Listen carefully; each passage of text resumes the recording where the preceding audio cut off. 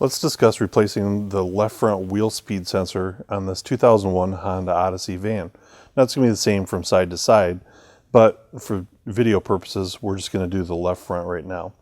So before we get into this, we're going to have to go up top, pop the hood, and disconnect the electrical connector in the engine compartment. And then we'll feed the grommet through and do our work under here.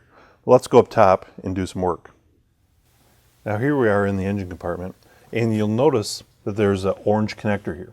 That's our left front speed sensor connector.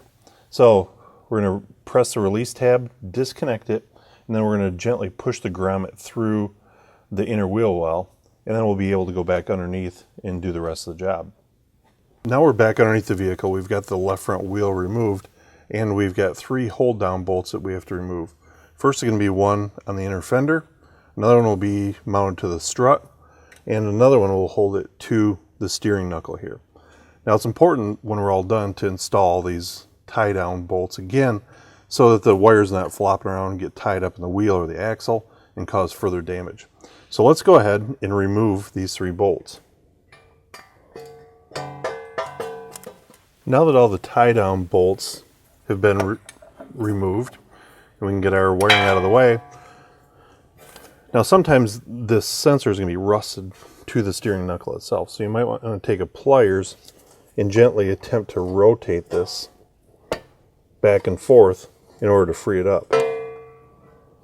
In some instances, it might be necessary to actually break it off and extract all the pieces there if it's too stuck in place. Now the old sensor is removed, it's time to take a little bit of sandpaper or emery cloth and clean up the mounting surface and also the inner hole here where we're going to put our new sensor. We want to make sure that our new sensor is able to mount in there easily and mount flat down on the surface there. So we need to clean up a little bit of rust here to ensure that we don't damage the new sensor. Also, it's important that you don't get too crazy and use a grinder on this. If you look inside the hole there, you'll see the reluctor ring on the axle. We don't want to nick that. That could cause further damage and cause the axle to have to be replaced. So it's best to do it by hand and be careful about what you're cleaning, but you do want it nice and clean. Now that we've got the hole cleaned out, the mounting surface is cleaned up, I've gone ahead and taken a little bit of non-silicone grease and covered it up just to help prevent rust buildup in the future.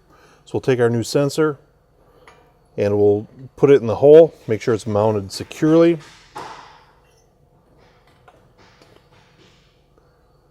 And we'll install the hold down bolt. Now again, we'll go through the process, mount the rest of our brackets in place, plug it back in, mount the tire on, and we're all set.